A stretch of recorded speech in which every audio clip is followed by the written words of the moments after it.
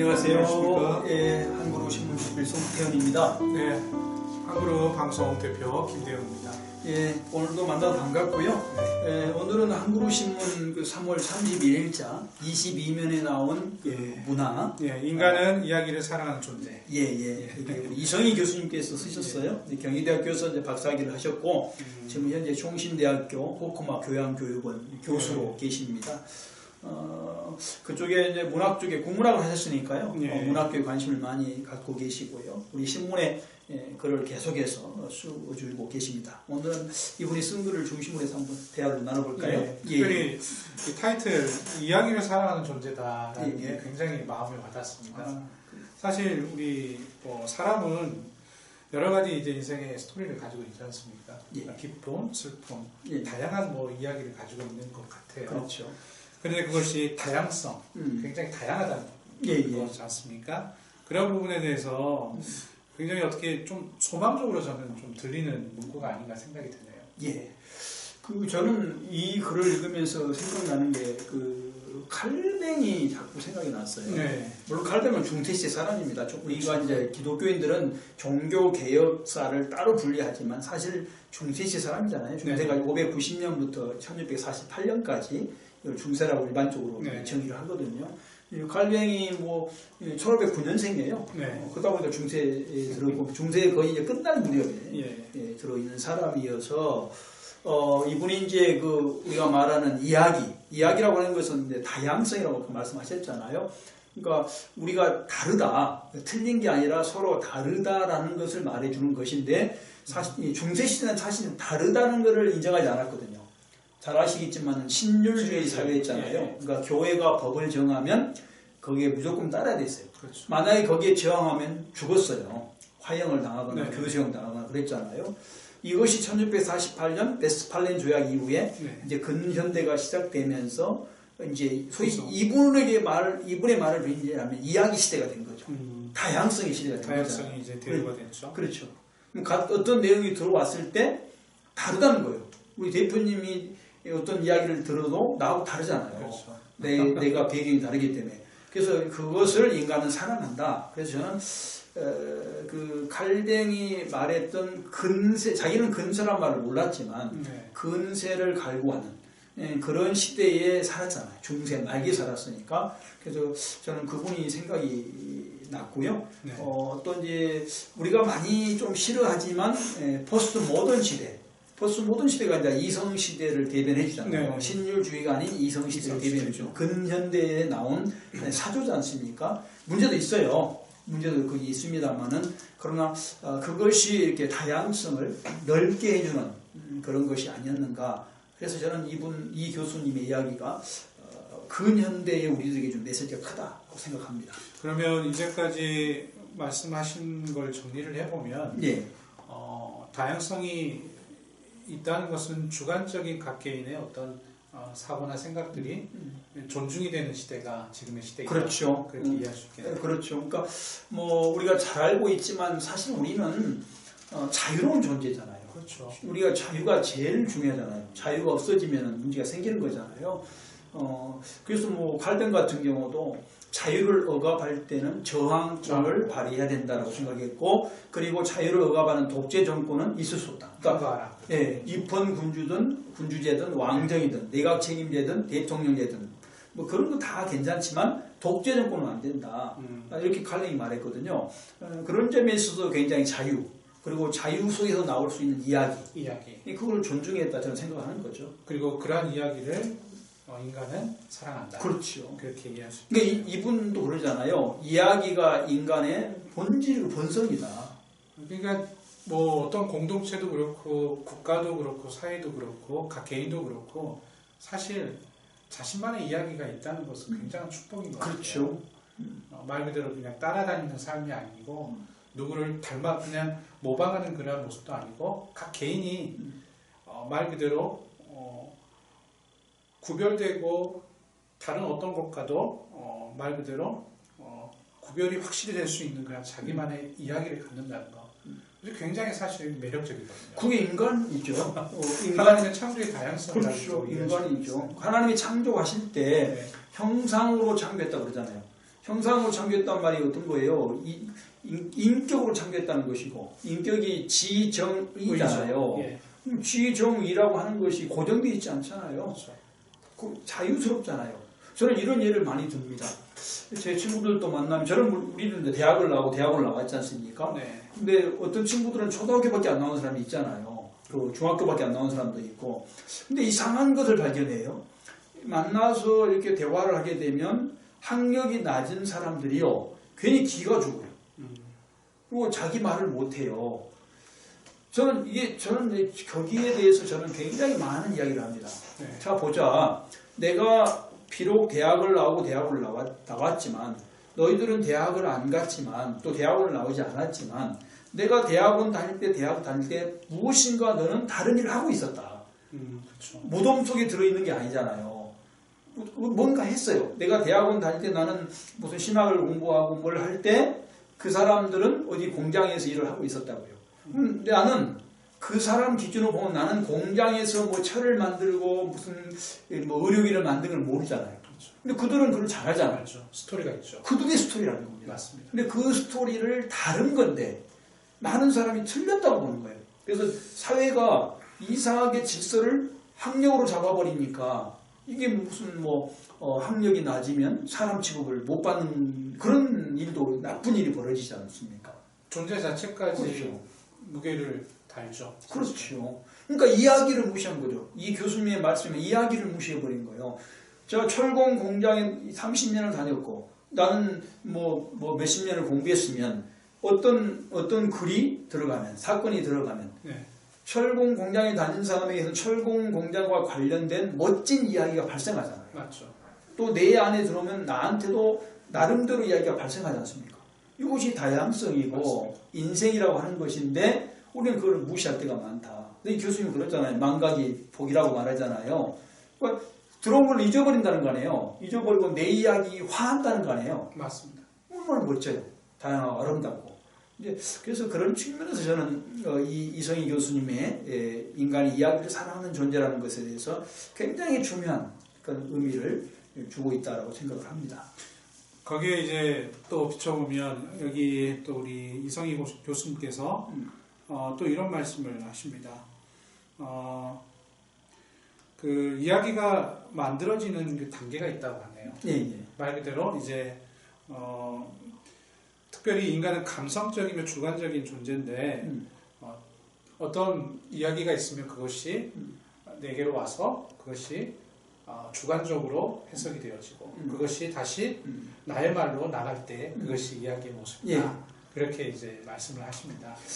이 교수님의 로드를 소개하잖아요. 예, 노드 얘기하죠. 이야기 만들기 3단계라는 노드 이야기를 소개하시는데 이런 거죠. 그러니까 어떤 글, 어떤 사건이 나한테 들어오는 거 1단계라는 거죠. 이건 수동적이죠. 이건 그러니까 다른 사람이든 다른 매체든 방송이든 뭐든 들어온단 말이죠. 들어오면 우리는 그거를 이제 방출할 준비를 하는데 맞습니다. 방출할 준비가 3단계인데 2단계가 뭐냐면 이걸 어떻게 방출할 것인가에 대해서 그러니까 그릇을 만든다는 거예요. 그렇죠. 근데 그릇이 뭐겠어요? 우리의 경험과 지식 그렇죠. 그런 게 되겠죠. 그렇죠. 그러니까 그것을 가지고 만들어 3단계가 된다는 거죠. 수준도 되고 여러 가지 다양한 원인들이 그렇죠. 있겠죠.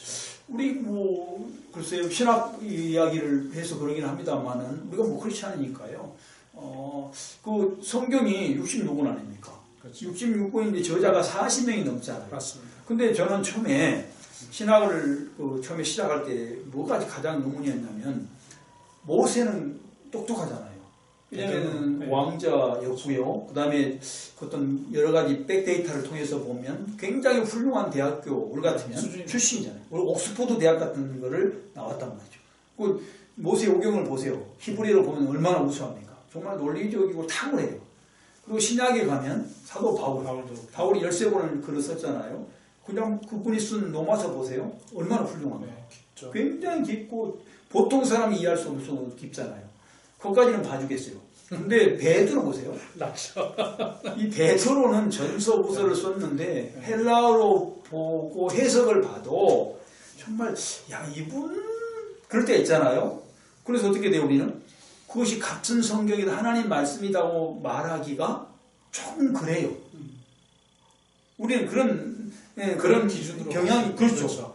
근데 성경이 뭐라고 말하고 신학이 뭐라고 말하냐면 하나님께서 간섭을 하시니 영감이죠. 영감, 유기적인 영감을 주셨다. 유기적이란 말이 뭔 말이냐면 인간이 살아있다는 거다. 유기체. 살아있다는 말은 뭐냐면 개성이 있다는 뜻이잖아요. 그것을 존중하시고 그렇죠. 사용하신 거죠. 그렇죠. 그러니까 베드로의 어부, 베드로의 그 어쨌든 뱃사공, 이거 그 속에 있는 얼마나 많은 지식과 뭐가 있겠어요. 그의 이야기죠. 그러니까 그의 그렇죠. 하나님께서 예. 존중하셔서 사용하신 거죠. 예. 그리고 그걸로 가지고 베드로 전은 후서를 썼잖아요. 그리고 주후 30년의 그 초대교회, 그 마가의 다락방에 세웠던 초대교회 담임 목사가 베드로죠. 네. 그 방식으로 했잖아요. 목회를. 근데 이제 그 베드로가 이제 썼던 성경을 보면 참 은혜가 됩니다. 이야기가 있잖아요. 네, 감동이 되고요. 그러니까 뱃사공으로서 지식은 우리가 말하는 지식은 약간 낮다고 하지만 바울이나 모세에 비해서 떨어지지만 그 스토리가 있단 말입니다. 그게 가짜가 아니라 그렇죠. 스토리가 반복돼 있고 맞습니다. 베드로전서 후서 보면 같은 말 막 반복하잖아요. 그러니까 헬라어 그 언어로 볼 때는 다소 낮을 수 있지만 그러나 그 자기 스토리가 있다는 게 그게 보이잖아요. 그렇죠. 아, 배를 타고 다니면서 그 땀을 흘리면서 얼굴이 타지면서 고기 잡아서 처자식 먹여 살리는 모습이 보이잖아요. 바울이나 모세에게는 그게 안 보이잖아요. 그 사람들에게는 다른 뭐가 지적인 게 보이잖아요. 그 둘 다가 중요하다는 거죠. 거기에 있는 그러니까 우리 이성희 교수님은 이렇게 표현을 하네요. 그러한 이야기를 들었을 때 각 개인마다 내 안에 있는 창고에서 나의 것을 꺼낸다. 그렇죠. 저는 그게 정말 공감합니다. 네. 정말 멋진 표현이라고 봅니다. 맞습니다. 그러니까 우리는 자신감을 가져야 되는 거예요. 내가 학력이 낮다 또는 내가 뭐 했다라고 기가 죽는 순간 우리는 인간으로서의 어떤 존재를 부정하는 거예요. 이야기가 사라지는 거예요. 그렇죠. 아니 인간은 이야기하는 존재잖아요. 이거 나와 있잖아요. 이 말은 나는 굉장히 매력 있게 생각하는 것이 내 이야기가 있는데 왜 거기에 매이냐고. 거기에 각자의 이야기가 그렇죠. 있고 이야기는 이야기대로의 재미가 있고 의미가 그렇죠. 있는 건데. 그렇죠. 그러니까 그런 다양성 이것을 이해해야 될 것이고 그것이 뭐냐면 근현대 시대 우리 근현대 시대 1948년 베스팔렌 조약부터 시작했다고 일반적으로 말하고 물론 어떤 교수는 1955년 아우구스부르크 화이 독일 그때부터 시작했다고 말합니다만 그거는 뭐 이제 하여튼 차치하고 근현대 시대가 이성의 시대라는 말은 바로 뭐냐면 내 이야기 시대라는 거죠. 내가 얼마든지 각색하고 말할 수 있어요. 내 자신을. 그래서 아까도 말씀드렸지만 독재는 안 되는 거예요. 집안의 독재. 남편이든 아내든 독재하는 거. 남편이든 아내이든 이야기가 있는 거죠. 그렇죠. 서로 다른 이야기가 있는데 있죠. 그거를 독재를 해서 나를 따르라 라는 것은 안 되는 거고 그 다음에 국가도 마찬가지예요. 국가도 절대로 독재하도록 놔두면 안 되는 거예요. 독재는 성경적이지 않고 인간적이잖아요. 성경을 따라 인간적이잖아요. 인간의 존재를 부정하는 거예요. 네. 우리나라도 그렇지 않습니까? 우리나라 솔직히 독재를 하신 분이 정치 정말 잘했어요. 안 그렇습니까? 네. 아니 뭐 박정희 대통령 정치 잘했어요. 전두환 대통령 엄청 잘했습니다. 이번 내가 5월달에 이제 커버스토리를 전두환 대통령 당시 있던 사람을 쓰려고 준비를 하고 있는데 우리는 너무나 그들을 어떻게 보냐면 독재 잘하는 것 때문에 좋은 점도 말하잖아요. 좀 아쉬워하잖아요. 네. 근데 그만큼 독재는 나쁜 거예요. 그렇죠. 독재를 안 했더라면 그분들이 영웅이 될 텐데 나쁜 건데 하여튼 나쁜 것은 뭐냐면 그 다양성을 인정하지 않았다는 거죠. 이야기를 갖다 막아버렸어요. 자기 이야기만 하도록 만들어버렸어요. 우리 대표님 가정에서 아까 말씀하신 내용 중에 아내와 남편의 이야기가 있고 그 이야기는 서로 존중되어지고 의미가 있다라는 것에는 굉장히 저도 공감을 하는데요. 제가 이제 또 이 학부모이고 부모이다 보니까 이 자녀에 대해서는 소위 이제 자녀도 자녀로서의 이야기가 있지 않습니까? 그렇죠. 근데 이제 부모가 봤을 때에 그 이야기가 잘못된 이야기라고 판단이 되는 경우가 있어요. 있지요. 그런 이야기를 만들면 안 돼라고 생각을 할 때가 있거든요. 그러면 이제 동체는 아니겠죠. 독체는 아니겠지만 아내를 아이를 말 그대로 자녀를 수정하게 하고 조금 말 그대로 제압을 하는 경우가 있어요. 그런 것들은 좀 긍정적으로 너그럽게 이해를 할 수 있을까요? 저는 원칙적으로 사람에게는 자유가 가장 중요하다고 봅니다. 자유가. 네. 이 자유가 억압되는 순간 인간 되기를 포기한 것이다. 너무 강하게 말할지 모르겠지만 네. 그렇게 생각을 해요. 그래서 그 마찬가지로 자녀에게도 자유가 존중돼야 된다. 다만 이 자녀는 우리가 어느 순간까지 성인이 될 때까지 키워야 될 어떤 책임이 우리한테 있잖아요. 그렇죠. 그래서 그들이 잘못 나갔을 때는 이게 자유를 존중하지만 그러다 폭력을 쓴다든가 압박을 가하면 안 되죠. 그러나 그들이 잘못을 깨달을 수 있도록 우리가 지도할 책임이 있다는 거죠. 유대 사람들 있잖아요. 유대 사람들은 뭐 이제 가장 중요한 게 성경, 구약 성경이고 그다음에 탈무드 있지 않습니까? 그 내용을 우리가 다 읽고 있잖아요. 이거 보는데 그거를 누가 교육을 했냐면 엄마가 교육을 했어요. 엄마가 자녀를 교육했어요. 아버지는 사회 교육을 했고요. 분담을 했거든요. 네, 그래서 유대인들은 엄마가 중요합니다. 엄마가 유대인이면 아버지가 이방인에도 유대인 취급해줘요. 그 성경 교육, 탈무드 교육 때문에 그런 거잖아요. 그 교육은 중요한 교육이기 때문에. 그 교육에 보면 자유가 있지만은 부모로서 어떻게 살 것인가를 가르칠 책임을 줬잖아요. 우리에게, 엄마에게, 아빠에게. 똑같은 거라고 저는 봅니다. 그래서 자유와 방종은 다르죠. 무조건 자유가 있으니까 아무렇게나 해야 된다. 다른 사람에게 피해를 주게 한다. 이거 아니지 않습니까? 그건 방종이잖아요. 그런 이제 사실 측면에서 좀 확장을 시켜보면 이제 인간은 사람의 이야기를 가지고 있고 그것을 드러내는 존재인데 이제 만약에 잘못된 이야기를 사용했을 때 국가든 한 개이든 사회든 어느 정도의 범위와 테두리가 필요하지 않나라는 생각을 하거든요. 저는 법이 있는 거죠. 그런 의미에서 법의 대두, 법의 어떤 법이 세워지는 것에 대해서 이제 말씀을 할 수 있겠네요. 그러니까 법이라고 하는 걸 누가 갖고 있어요? 입법부가 갖고 있잖아요. 우리나라 보면 입법부에 준 이유가 있잖아요. 자, 국가가 정치, 경제, 사회문화, 예술, 체육, 종교라고 한다면 그 중에 투표, 국민의 투표를 통해서 된 기관이 정치잖아요. 그렇죠. 다른 부분은 투표가 없어요.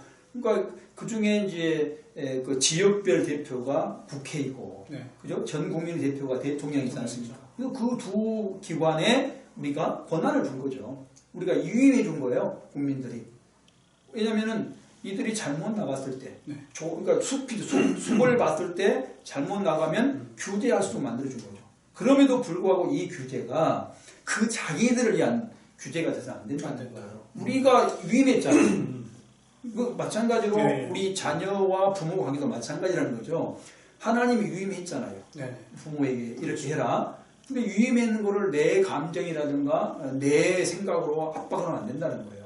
그게 이 권한이 주어졌다 하더라도 뭐 부모를 투표할 수는 없으니까 투표권 안 줬겠지만은 하여튼 그런 측면이 저는 중요하다고 보는 거죠. 그래요. 그런 의미에서 사실 저는 그런 부분을 좀 같이 이야기하기를 소망했습니다. 또 보면 이제 마지막으로 쭉 보면 특히 이제 그 로드라는 사람은요 이야기 만들기 3단계 특별히 이제 카더라라는 그러한 이제 개념을 제시를 하고 있네요. 보면 이제 어떤 사건을 보거나 이야기를 들을 때 각해인은 결국 자기 자신에게 저장되어 있는 창고에 있는 것들을 보태어 새롭게 이야기, 창조를 한다, 창작을 한다 얘기를 하면서 카더라라는 소문이 사실 있어요. 많죠. 카더라는 소문을 듣고 그것을 이야기로 전달하는 그런 이제 단계에 대해서 말씀을 하고 있습니다. 그럼 그런 이야기의 이제 단계들을 통해서 쉽게 얘기하면 뭐 아주 화려한 꽃이 만들어질 수도 있고 말라 비틀어진 꽃이 될 수도 있고 풍성한 뭐 예를 들어서 풍성한 어떤 이야기가 될 수도 있고 아주 빈약한 이야기가 될 수 있다라고 그렇게 또 얘기를 합니다. 카더라는 것이 자유가 있죠. 아까 말씀드린 대로 어떤 사실이 들어오면 우리는 우리가 안에 들어있는 도구, 미터를 가지고 재생해서 밖으로 방출하지 않습니까? 이게 이제 노드의 3단계 이론일 텐데, 근데 카드라고 하는 것이 카드라고 할 수 있는 권한이 있지 않습니까? 어떤 이야기가 들었을 때 내화시켜서 밖으로 내보낼 수가 있죠. 근데 아까 대표님 말씀하신 것처럼 책임을 져야 되는 거죠. 책임을 지지 않으면 그게 방종이 그렇죠. 책임이 만약에 그걸 했는데 다른 사람이 사실과 다른 거를 가지고 각색을 해서 재밌는 이야기를 만들어 버리면 안 되잖아요. 그거를 그러니까 그냥 단순한 이야기, 무슨 아무 다른 사람과 상관관계가 없는 이야기면 모르겠지만 상관관계가 있는 이야기를 갖다 나무 이야기를 가지고 와서 내 마음대로 각색해서 내가 재밌게 말해버리면 그것은 안 된다는 거죠. 그러면 진실된 이야기를 만드는 것이 중요하겠네요. 그렇죠. 그러니까 진실이 있어야 되는 것이고, 그리고 다른 사람의 관계 속에 살기 때문에 이야기는 관계잖아요. 그렇죠. 다른 사람과 내가 관계 속에서 이야기가 발생하는 거잖아요. 그래서 그런 부분에 관심을 가져야 된다라는 거죠. 네, 이 부분에 대해서 사실 저희가 이제 만들어가는 삶의 모든 이야기들이 사실 진실해야 될 것이고 또 관계 속에서 건강한 모습으로 또 나타나야 될 것 같습니다. 그러니까 특별히 이제 마지막에 보면 생이 다하는 때까지 그것이 이야기를 만드는 것이 이번의 특권이고 기쁨이라고 이렇게 또 저자께서는 말씀하고 계시네요. 그렇죠. 이야기 없으면 재미없잖아요. 네, 우리 대표님도 지금까지 인생 스토리 이야기들 분명히 있으시고 저도 개인적으로 이제 정말 굉장히 많은데 그 이야기들이 정말 모두에게 유익이 되고 또 서로에게 기쁨이 되는 그런 축복의 이야기가 되었으면 좋겠습니다. 감사합니다. 우리 시청자들도 좋은 이야기를 만드시고 특별히 저는 오늘 이 이야기 스토리 속에서 좀 자신감을 가졌으면 좋겠다. 나만의 이야기가 있다는 걸 아시고 자꾸 남에게 비교해서 학력이 낮은 분도 계시고 또 돈을 적게 버는 분도 계시고 또 어떤 경우 신체적으로 조금 약한 분도 계시는데 자꾸 뭔가 비교를 해서 남의 이야기 속에 나를 끼워넣다 보니까 재미가 없잖아요. 그렇죠. 그래서 나만의 어떤 재미, 나만의 이야기를 다 가지셨으니까 그 이야기를 마음껏 하시면서 다만 책임을 지면서 방종이 아닌 자유로운 이야기를 만들었으면 좋겠습니다. 네, 우리 시청자나 또 우리 모든 분들께서 그런 나만의 이야기를 아름답게 만들어가기를 소망해 보겠습니다. 아유, 감사합니다. 감사합니다. 네, 감사합니다.